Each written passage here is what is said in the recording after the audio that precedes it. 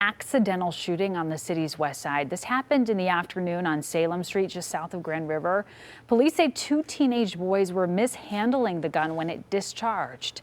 One of the boys reportedly suffered gunshot wounds to his arm and torso. It's unclear whether the owner of the gun will be arrested or face charges. We'll continue to bring you the information in that case. Michigan County Commissioners are getting longer terms in office. Governor Gretchen Whitmer signed two bills into law that will extend a term to 4 years instead of 2.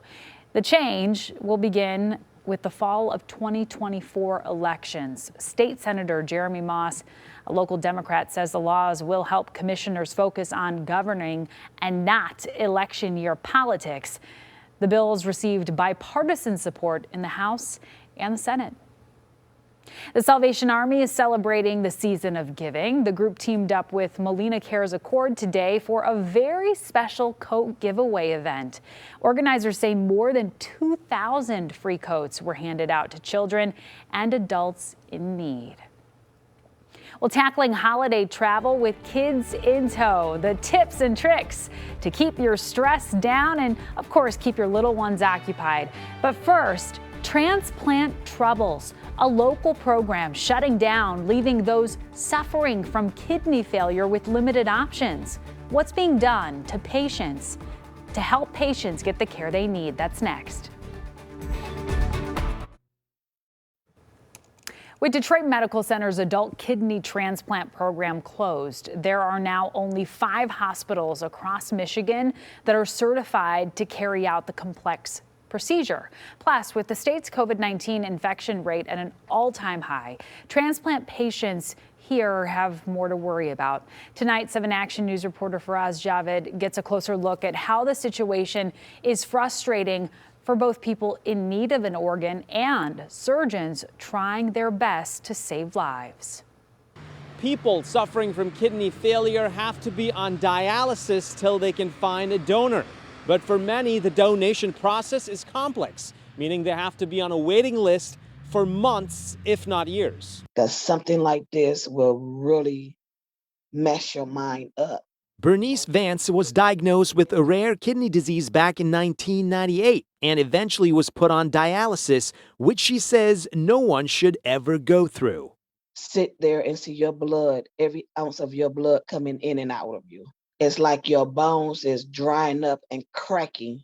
But in 2010, Bernice got a second chance at life after she underwent a kidney transplant at Detroit Medical Center. However, with DMC's transplant program now closed, Bernice's important post-operative care nearly came to a halt. Dr. Darla Granger at St. John's Hospital says the news is disappointing. The whole process of having kidney disease and how that can be overwhelming for people. And once you start working with a certain team, you have a connection to them and it's harder to then move on. In a statement to 7 Action News, DMC spokesperson Jason Barzy denied commenting on why the program shut down, but said, "We are working closely with patients currently on a wait list or receiving post-transplant care in the program to support them through their transition into another program in the area." The transplant part of it, they'll be able to keep their waiting time and they can transfer their waiting time to another center.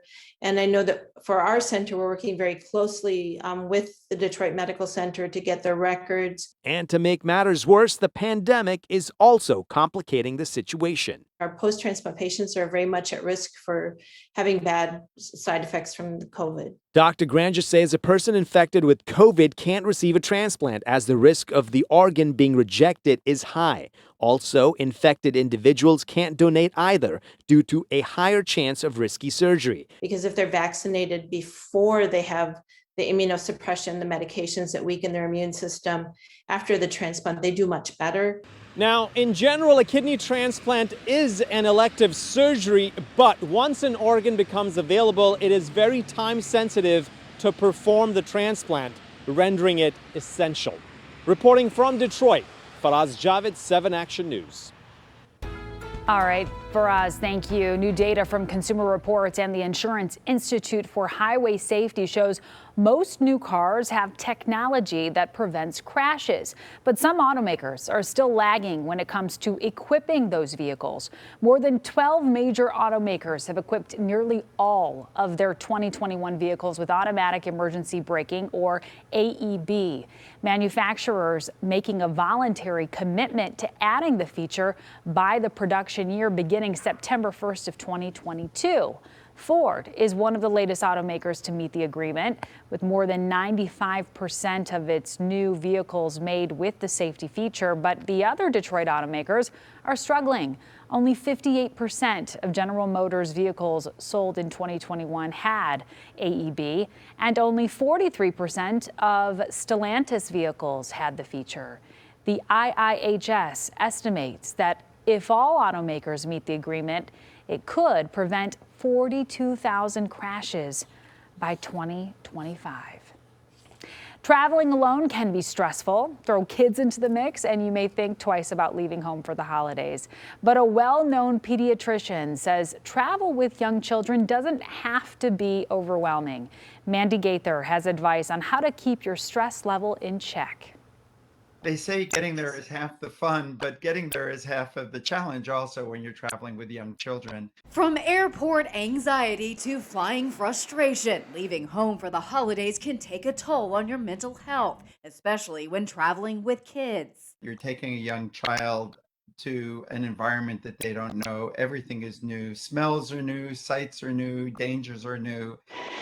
If you're flying, pediatrician Dr. Harvey Karp says set realistic expectations. Remember, traveling with young children is different than when you're alone.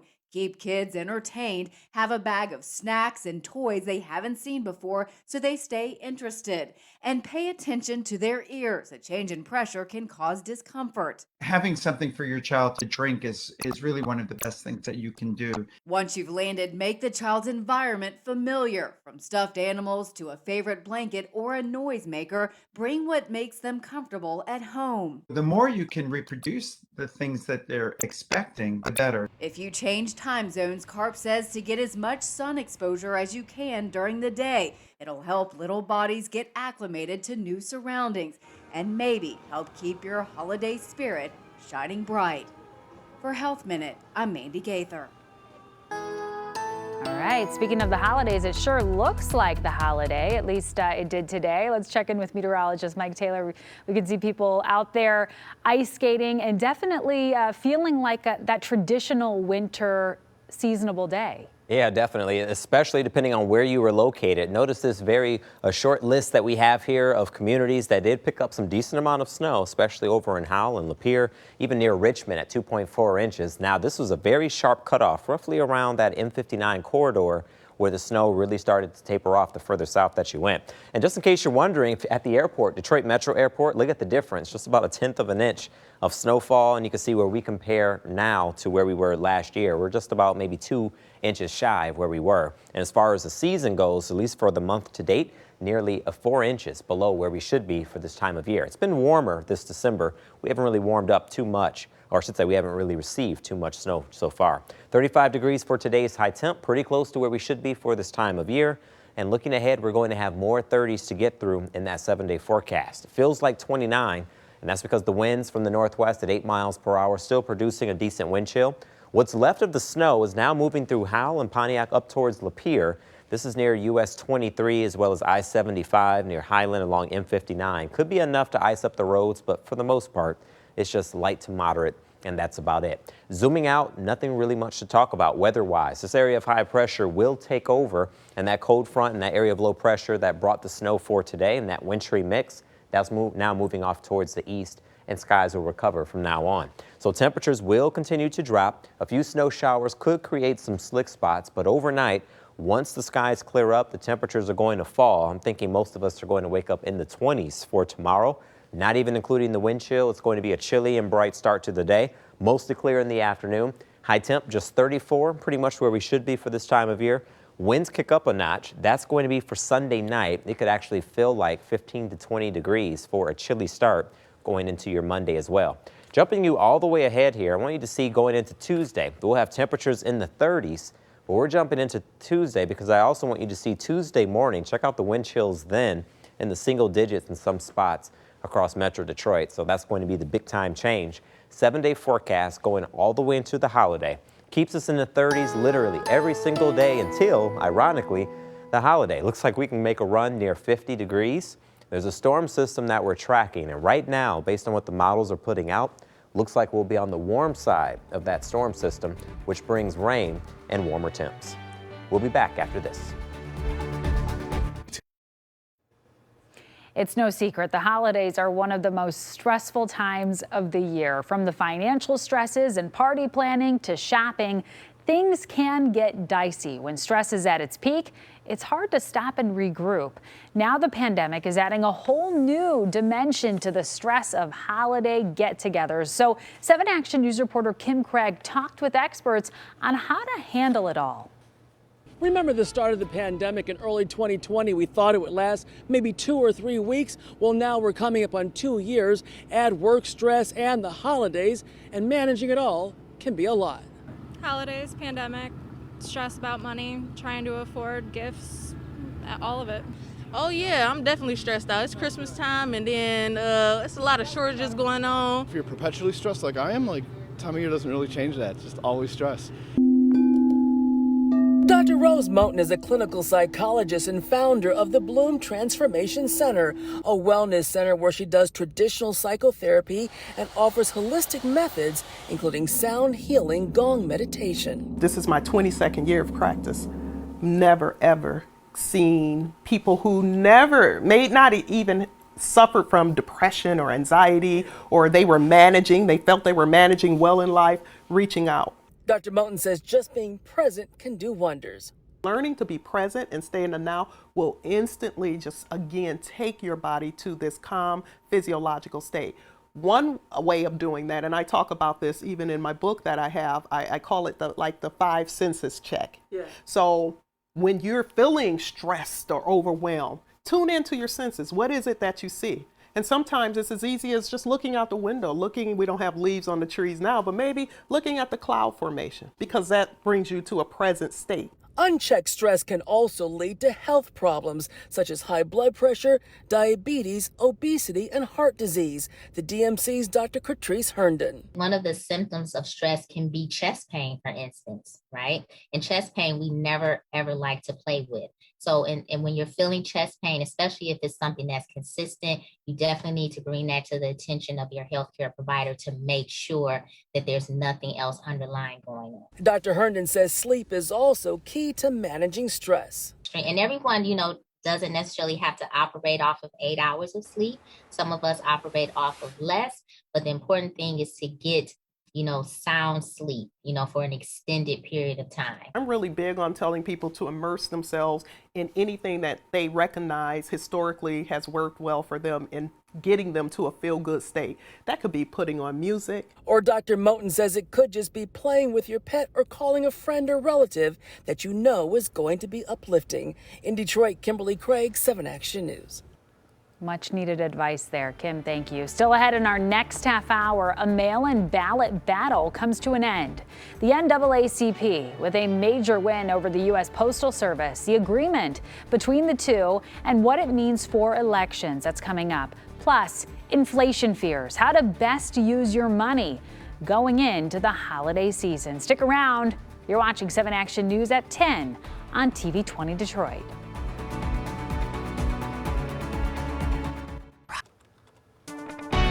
You're watching 7 Action News at 10 on TV 20 Detroit. Soaring prices due to inflation continue to make all of us feel pain at the pump, along with many other everyday purchases. Thank you so much for staying with us at 10. I'm Amira David. Experts tell us the trend is both a matter of economics and government policy.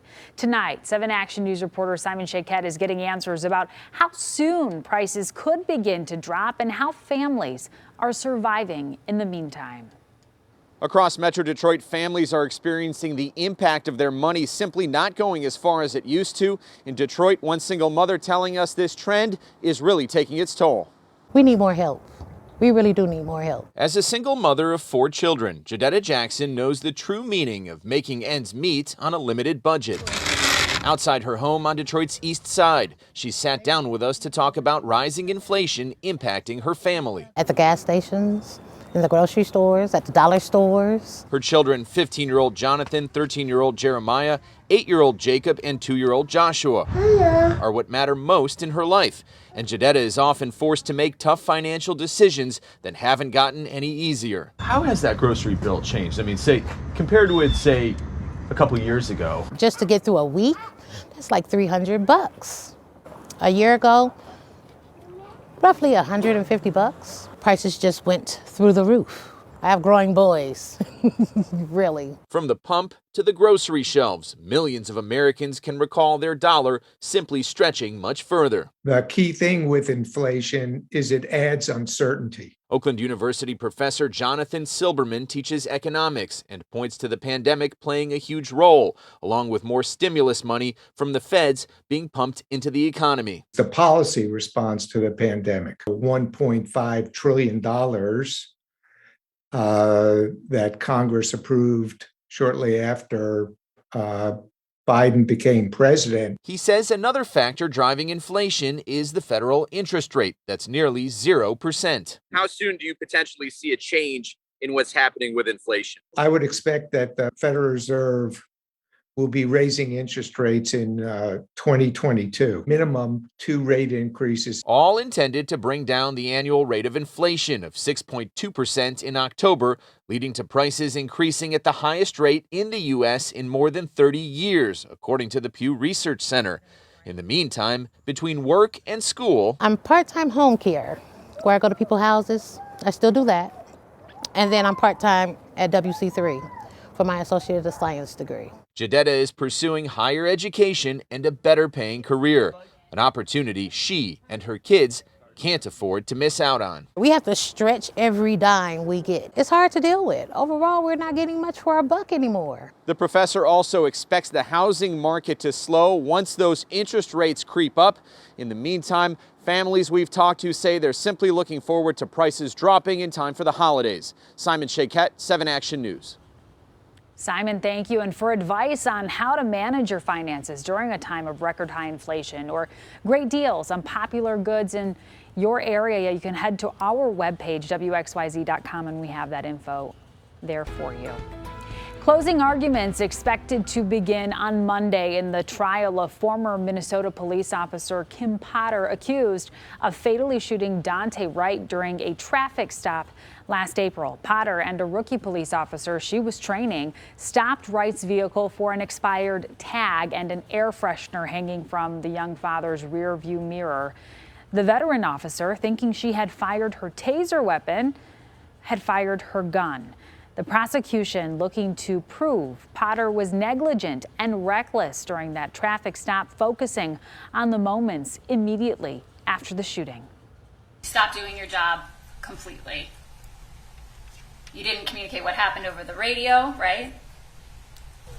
No. You didn't run down the street and try to save Daunte Wright's life, did you? No. You were focused on what you had done, because you had just killed somebody. Right? I'm sorry it happened. Daunte Wright's family attorney says in a statement that Wright's death was absolutely preventable. Potter has pleaded not guilty. Jury could start deliberating Potter's fate as soon as next week. The NAACP has won its legal battle against the U.S. Postal Service over ensuring timely delivery of mail-in ballots. The civil rights organization filed a lawsuit before the 2020 election over concerns that the post office would not be able to deliver ballots on time. The Trump-appointed Postmaster General was criticized for removing sorting machines and mailboxes, allegedly hurting the overall performance of the USPS. Under the terms of the agreement announced on Friday, the NAACP will be able to meet with postal officials months before every election. All right, let's switch gears here and take a look at the forecast. Meteorologist Mike Taylor tracking what to expect as we really kind of hit a traditional winter day. I remember looking outside my window this morning and thinking, We've settled in now. Yeah, you were one of the fortunate few that were able to see a decent amount of snowfall. A few locations did pick up some sleet, some rain mixing in, even some freezing rain. But once you got north, say around north of 8 Mile, your chances of seeing snow really started to increase. But now the skies are starting to clear up, and that's going to spell trouble for the temperatures. They're going to drop off. In fact, a few of us can get close to the teens. That'll be near Lapeer, as well as Pontiac at 21, Port Huron 25. Downtown Detroit and Windsor, you'll be near 24. So a chilly start for tomorrow. Thinking 34 will be the high temp. We'll have a brighter day, but it is going to be a much colder day. In fact, for your Sunday night, I'm thinking those wind chills could actually kick up a notch going into Monday. In fact, if I jump you ahead into Tuesday's forecast, still a bright day, but with the winds around, it's going to be temperatures in the 30s, but at times it's going to feel like the 20s, maybe even the single digits, especially going into your Tuesday morning, just west of the city. Notice 1 over in Livingston County and Pontiac at 7. So jumping ahead here, I want you to see as we get towards the middle of the week, that chilly air starts to retreat.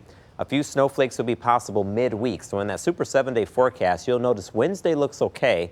There is a chance or opportunity of seeing some snow showers going into Thursday. But we'll talk about your Sunday briefly because I want you to see for the football game tomorrow for the Lions. Hopefully we can get a win. Kickoff's going to be at 1. We'll have temperatures in the 30s. We'll have some bright skies. And then after that, we'll stay bright, stay dry. But then for Thursday, that's when things start to change up. And we're tracking the system near the holiday. Next weekend looking interesting. Mike, thank you. Disney and ESPN channels have gone dark on YouTube TV, one of the nation's largest internet pay TV services. After its deal to carry networks like ABC expired on Friday, complaints about YouTube TV began trending on Twitter. Sports fans were particularly upset to find out they couldn't watch NBA or college bowl games. In response, the Google-owned network has announced that it's offering its subscribers a discount. Disney says it is still willing to seek an equitable agreement with the carrier. And still ahead here at 10, a Facebook scam that's targeting people for the holidays. What the FBI wants you to know so you don't get ripped off.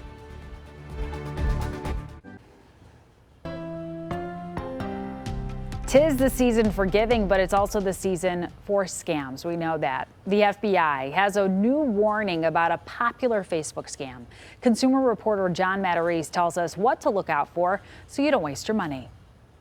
Yvonne Lehman got a message from a Facebook friend the other day saying she had won a Facebook Freedom Award and that she thought Yvonne was a winner too. So then she sent me the link to this person. The agent quickly confirmed that Yvonne had indeed won $50,000, but they just needed a little money first. First, they said I needed $500 to secure the package. So she sent $500 in Apple gift cards, but instead of her award, she got another request. Now you have to pay $5,000 for the taxes on the $50,000. Yes, Yvonne paid it, only to be told she now had to pay customs and border fees. Constantly, you got to send more money, you got to send more money, you got to send more money. That's when Yvonne began to realize she might have been conned. So she reached out to her Facebook friend directly and learned her page had been hacked. She had just sent a scammer $5,000. The FBI has just issued an alert saying thousands of Americans are falling victim to cyber scams like this every year.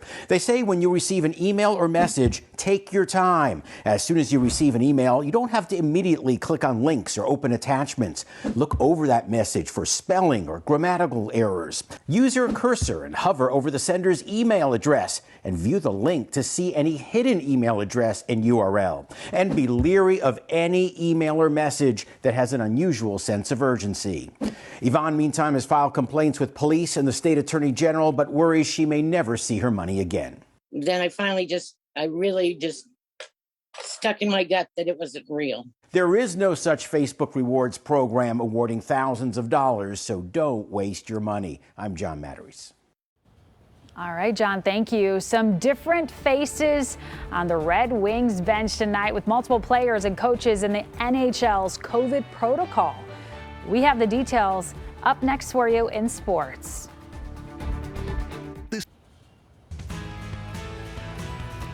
The Red Wings bench looking a bit different tonight with head coach Jeff Blashill, assistant coach Alex Tanguay, and several players in the NHL COVID protocol. General Manager Steve Yzerman spoke about the situation and how players are handling the ever-evolving landscape. They've been acceptive of the protocols. Whether they like them or not is irrelevant, but they've been willing to do them. Ultimately, I think they just want to play and get through this to the best for all. Nobody wants anybody to get violently ill or deathly ill, anything like that. Guys are willing to do their part.